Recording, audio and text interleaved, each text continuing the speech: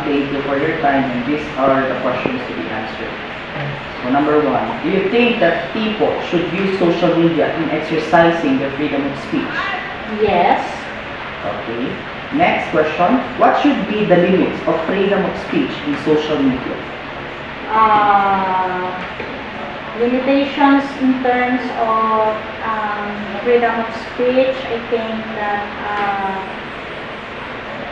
we will make sure that everything we give or we talk on the social media should be limited and based only on those things that cannot be hurt others or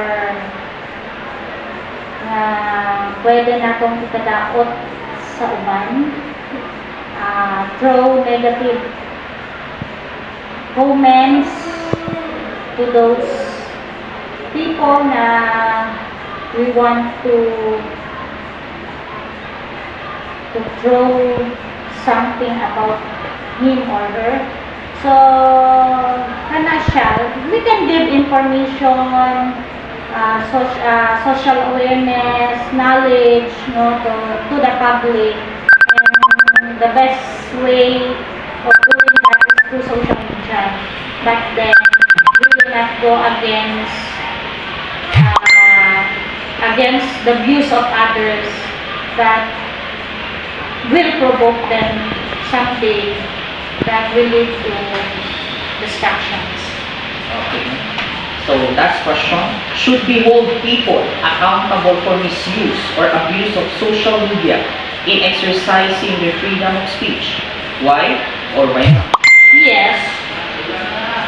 Of course, because you as a person, you know your limitations, and we know that all people have their own views, differences, they have their own culture, they have their own beliefs, they have their own values, and we cannot insist to others the values that we believe because they have their own, and they will fight for what they also know na right.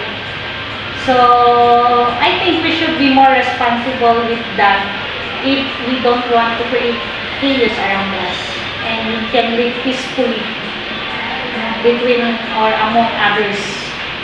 So with that, I'm sure when we hold with this kind of other social medias we have, we know what is the right thing to do and be responsible enough as a person. With that, thank you, ma'am, for your answers. Welcome, sir. Good afternoon, ma'am. So thank you for your time. So these are the questions to be answered. Number one, do you think that people should use social media in exercising their freedom of speech? Yes. Okay. Next question. What should be the limits of freedom of speech in social media? Limits of freedom of speech in social media. I guess what is the limit of it is the government, of course, the government, the rules and the policies imposed here in Philippines regarding the social media. Because as for me, if you want to express your freedom of speech in that certain social media website, I think you have to think that first is it is helpful, it is beneficial for not just for yourself but for others. So last question. Should we hold people accountable for misuse or abuse of social media in exercising their freedom of speech? Why or why not? Yes, people who is posting on that certain page is accountable because in the first place, he or she is posting that one. That is his or her thoughts. So if that is influencing or affecting or even destroying people, then he or she should be accountable of that. According to that, you have to think before you speak. That's all. Thank you. Thank you, ma'am, for your time. Thank you for your answers. Thank you. So good afternoon, ma'am. ma'am. Thank you for your time. So these are the questions to be answered.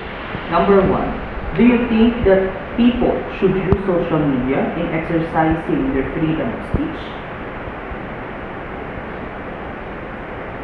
Some say social media is the easiest way in terms of medium that can be used in expressing your freedom of speech, especially when you are far away from each other.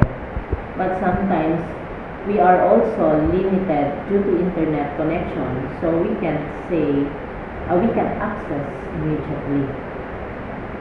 Pero hindi natin nabibigyan ng privacy ang sa lahat ng panahon ang anumang pahayag na gamit ang social media. So next question, what should be the limits of freedom of speech in social media? May maraming bagay na dapat natin limitahan sa ating pagsasalita dahil may batas tayong sinusunod, lalo na sa pagsasalita gamit ang malalaswang salita na ginamit at minsan ito ay nakakasakit sa mga nakakakita. So last question, should we hold people accountable for misuse or abuse of social media in exercising their freedom of speech? Why or why not? Hindi naman siguro natin masasabi na ikaw ay accountable kapag ikaw ay nagsasalita sa tamang paggamit. No? Dahil may freedom tayo na mag-express, ngunit sa maayos na paraan. Dahil kahit sino mang nagkakamali sa kanilang pagsasalita, lalo na kung ito ay labag sa batas, ay may karampatang parusa. So that's it, ma'am. So thank you for your answers. Thank you. Hello, ma'am. Good afternoon. So these are the questions to be answered, ma'am. So first question, do you think that people should use social media in exercising their freedom of speech?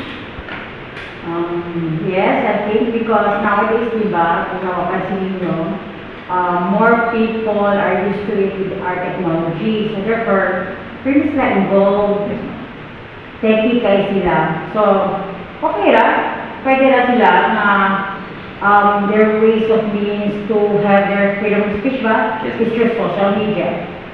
Okay, ma'am. So next question, what should be the limits of freedom of speech in social media? Of course, though we have the so-called freedom of speech in our country, the Philippines, it doesn't mean kung when we have the freedom of speech, pwede na ka, you can humiliate people, you can do, damage yung reputation sa tao. It's not like that. There's a limitation kasi, there's a limitation per se, because we have certain law, batas, natin gina-follow. So therefore, if you have the freedom of speech, it doesn't mean pwede na ka makasuli sa kung sa lang sa isip ka tao mo or sa iyong kapwa. You need to limit that one. Kasi each one of us has or have our rights. So therefore, each one are entitled with their rights. So we need to respect. Yes. So last question, ma'am. So should we hold people accountable for misuse of social media in exercising their freedom of speech? Why or why not? Okay. Of course, since if you're doing something wrong through this kind of aspects doing social media, each person is accountable to their actions. Sabi ko nga gawa mo, pananagutan mo. So of course, if you're doing something wrong, dapat bigyan siya ng penalties or